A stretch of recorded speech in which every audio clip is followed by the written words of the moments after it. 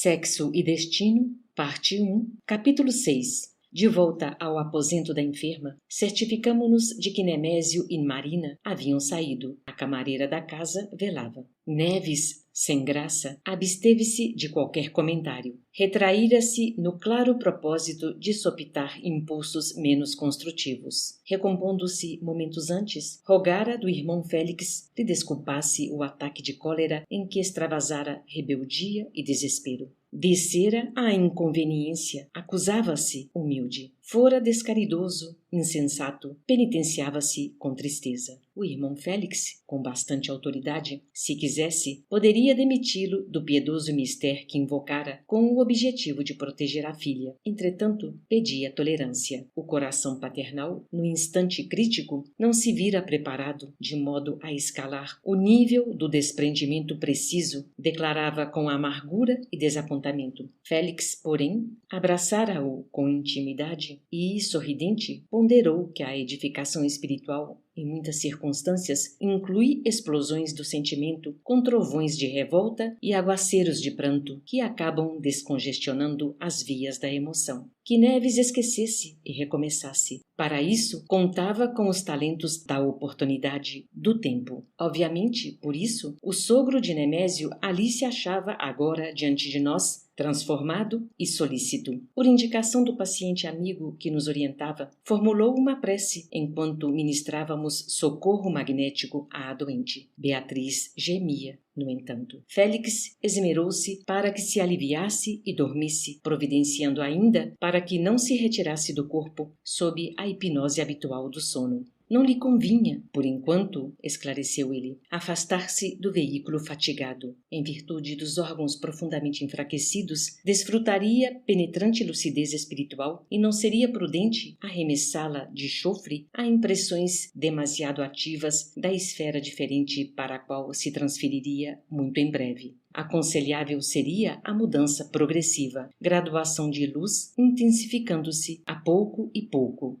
Largamos a filha de Neves em repouso nutriente e restaurador e demandamos a rua. Acompanhando Félix, cujo semblante passou a denotar funda preocupação, alcançamos espaçoso apartamento do Flamingo, onde conheceríamos de perto os familiares de Marina. A noite avançava. Traspassando o estreito corredor, pisamos o recinto doméstico, surpreendendo no limiar 2 homens desencarnados a debaterem com descuidada chocarrice escabrosos temas de vampirismo. Vale assinalar que, não obstante pudéssemos fiscalizar-lhes os movimentos e ouvir-lhes a loquacidade fecenina, nenhum dos 2 lograva registrar-nos a presença. Prometiam arruaças, argumentavam desabridos. Malandros acalentados, mas perigosos, conquanto invisíveis para aqueles junto dos quais se erguiam por ameaça insuspeitada. Por semelhantes companhias, fácil apreciar os riscos a que se expunham os moradores daquele ninho de cimento armado, a embutir-se na construção enorme sem qualquer defesa de espírito.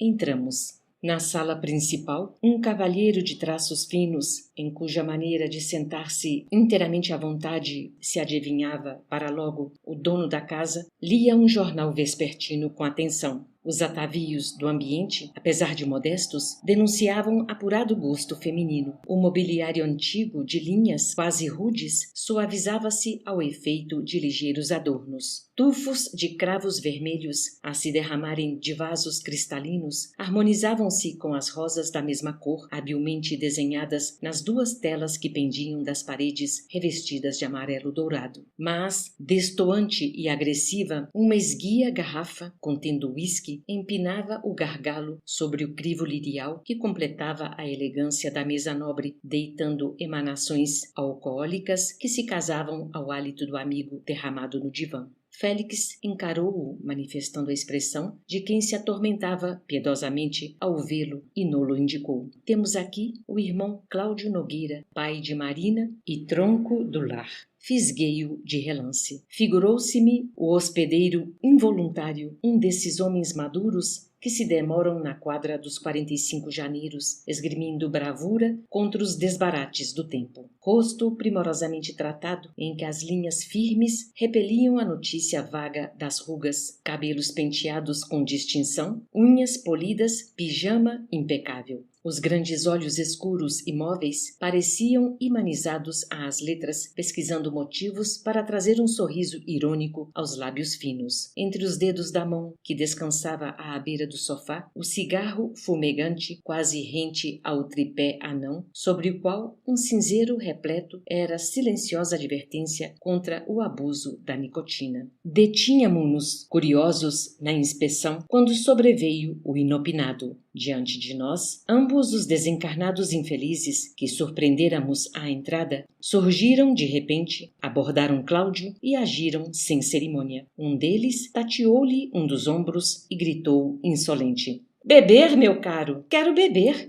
A voz escarnecedora agredia-nos a sensibilidade auditiva. Cláudio, porém, não lhe pescava o mínimo som. Mantinha-se atento à leitura, inalterável. Contudo, se não possuía tímpanos físicos para qualificar a petição, trazia na cabeça a caixa acústica da mente sintonizada com o apelante. O assessor inconveniente repetiu a solicitação algumas vezes na atitude do hipnotizador que insufla o próprio desejo, reasseverando uma ordem. O resultado não se fez demorar. Vimos o paciente desviar-se do artigo político em que se entranhava. Ele próprio não explicaria o súbito desinteresse de que se notava acometido pelo editorial que lhe tomara a atenção. Beber! Cláudio abrigou a sugestão, convicto de que se inclinava para um trago de uísque exclusivamente por si. O pensamento se lhe transmudou, rápido, como a usina cuja corrente se desloca de uma direção para outra por efeito da nova tomada de força. Beber! E a sede de aguardente se lhe articulou na ideia, ganhando forma. A mucosa pituitária se lhe aguçou, como que mais fortemente impregnada do cheiro acre que vagueava no ar.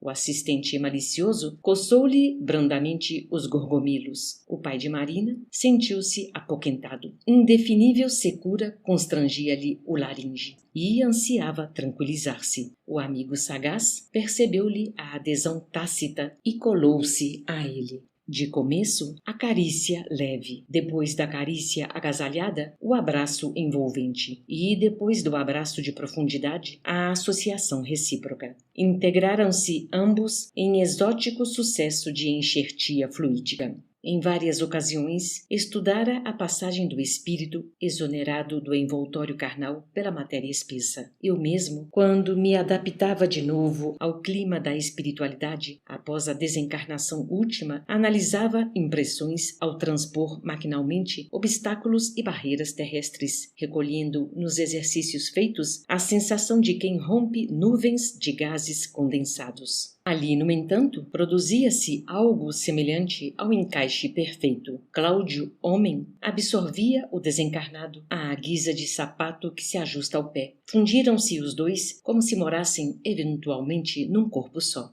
Altura idêntica, volume igual, movimentos sincrônicos, identificação positiva. Levantaram-se a um tempo e giraram integralmente incorporados um ao outro na área estreita, arrebatando o delgado frasco. Não conseguiria especificar de minha parte a quem atribuir o impulso inicial de semelhante gesto, se a Cláudio, que admitia a instigação, ou se ao obsessor, que a propunha. A talagada rolou através da garganta, que se exprimia por dualidade singular. Ambos os dipsômanos estalaram a língua de prazer em ação simultânea. Desmanchou-se a parelha e Cláudio, desembaraçado, se dispunha a sentar, quando o outro colega, que se mantinha à distância, investiu sobre ele e protestou. Eu também quero. Reavivou-se-lhe no ânimo a sugestão que esmorecia. Absolutamente passivo diante da incitação que o assaltava, reconstituiu mecanicamente a impressão de insaciedade. Bastou isso e o vampiro sorridente apossou-se dele, repetindo-se o fenômeno da conjugação completa. Encarnado e desencarnado a se justaporem. Duas peças conscientes reunidas em sistema irrepreensível de compensação mútua. Abeirei-me de Cláudio para avaliar, com imparcialidade, até onde sofreria ele mentalmente aquele processo de fusão. Para logo, convenci-me de que continuava livre no íntimo. Não experimentava qualquer espécie de tortura a fim de render-se. Hospedava o outro, simplesmente. Aceitava-lhe a direção. Entregava-se por deliberação própria. Nenhuma simbiose em que se destacasse por vítima. Associação implícita, mistura natural. Efetuava-se a ocorrência na base da percussão, apelo e resposta, cordas afinadas no mesmo tom. O desencarnado alvitrava, o encarnado aplaudia. Num deles, o pedido, no outro, a concessão. Condescendendo em ilaquear os próprios sentidos, Cláudio acreditou-se insatisfeito e retrocedeu, sorvendo mais um gole. Não me furtei à conta curiosa, 2 goles para 3. Novamente desimpedido, o dono da casa estirou-se no divã e retomou o jornal. Os amigos desencarnados tornaram ao corredor de acesso, chasqueando sarcásticos, e Neves, respeitoso, consultou sobre responsabilidade. Como situar o problema? Se víramos Cláudio aparentemente reduzido à condição de um fantoche, como proceder na aplicação da justiça? Se, ao invés de bebedice, estivéssemos diante de um caso criminal? Se a garrafa de uísque fosse arma determinada para insultar a vida de alguém, como decidir? A culpa seria de Cláudio, que se submetia, ou dos obsessores que o comandavam? O irmão Félix aclarou tranquilo. Ora, Neves, você precisa compreender que nos achamos à frente de pessoas bastante livres para decidir e suficientemente lúcidas para raciocinar. No corpo físico, ou agindo fora do corpo físico, o espírito é senhor da constituição de seus atributos. Responsabilidade não é título variável. Tanto vale numa esfera quanto em outras. Cláudio e os companheiros, na cena que acompanhamos, são 3 consciências na mesma faixa de escolha e manifestações consequentes. Todos somos livres para sugerir ou assimilar isso ou aquilo. Se você fosse instado a compartilhar um roubo, de certo recusaria. E, na hipótese de abraçar a calamidade em são juízo, não conseguiria desculpar-se. Interrompeu-se o mentor, volvendo a refletir após momento rápido. Hipnose é tema complexo, reclamando exames e reexames de todos os ingredientes morais que lhe digam respeito. A alienação da vontade tem limites. Chamamentos campeiam em todos os caminhos. Experiências são lições e todos somos aprendizes. Aproveitar a convivência de um mestre ou seguir um malfeitor é deliberação nossa, cujos resultados colheremos. Verificando que o orientador se dava pressa em ultimar os esclarecimentos sem mostrar o mínimo propósito de afastar as entidades vadias que pesavam no ambiente, Neves voltou à carga no intuito louvável do aluno que aspira a complementar a lição. Pediu vênia para repisar o assunto na hora. Recordou que, sob o teto do genro, o irmão Félix se esmerava na defesa contra aquela casta de gente. Amaro, o enfermeiro prestimoso, fora situado junto de Beatriz, principalmente para correr com intrometidos desencarnados. O aposento da filha tornara-se, por isso, um refúgio. Ali, no entanto, e perguntava pelo motivo da direção diversa. Félix expressou no olhar a surpresa do professor, que não espera apontamento assim argucioso por parte do discípulo, e explicou que a situação era diferente. A esposa de Nemésio mantinha o hábito da oração, imunizava-se espiritualmente por si. Repelia, sem esforço, quaisquer formas pensamentos de sentido aviltante que lhe fossem arremessadas. Além disso, estava enferma, em vésperas da desencarnação. Deixá-la à mercê de criaturas insanas seria crueldade. Garantias concedidas a ela erguiam-se justas. Mas, e Cláudio? Insistiu Neves. Não merecera, porventura, fraterna demonstração de caridade a fim de livrar-se de tão temíveis obsessores? Félix sorriu, francamente bem-humorado, e explicou. Temíveis obsessores é a definição que você dá. E avançou. Cláudio desfruta excelente saúde física. Cérebro claro, raciocínio seguro. É inteligente, maduro, experimentado. Não carrega inibições corpóreas que o recomendem a cuidados especiais. Ele sabe o que quer.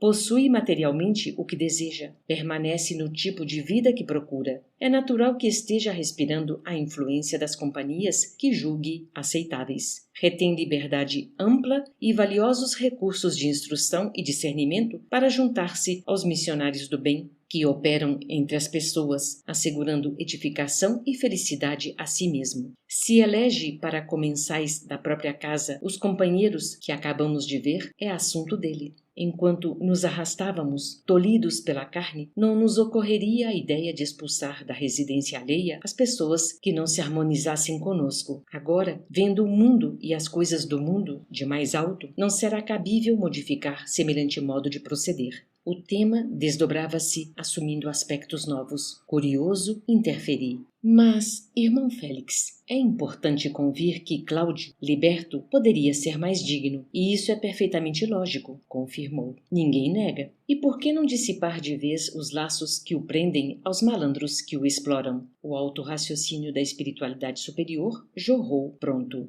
Cláudio, certamente, não lhes empresta o conceito de vagabundos. Para ele, são sócios estimáveis, amigos caros. Por outro lado, ainda não investigamos a causa da ligação entre eles para cunhar opiniões extremadas. As circunstâncias podem ser saudáveis ou enfermiças, como as pessoas, e para tratarmos um doente com segurança, há que analisar as raízes do mal e confirmar os sintomas, aplicar medicação e estudar efeitos. Aqui vemos um problema pela rama. Quando terá nascido a comunhão do trio? Os vínculos serão de agora ou de existências passadas? Nada legitimaria um ato de violência da nossa parte com o intuito de separá-los a título de socorro. Isso seria o mesmo que apartar os pais generosos dos filhos ingratos ou os cônjuges nobres dos esposos ou das esposas de condição inferior sob o pretexto de assegurar limpeza e bondade nos processos da evolução.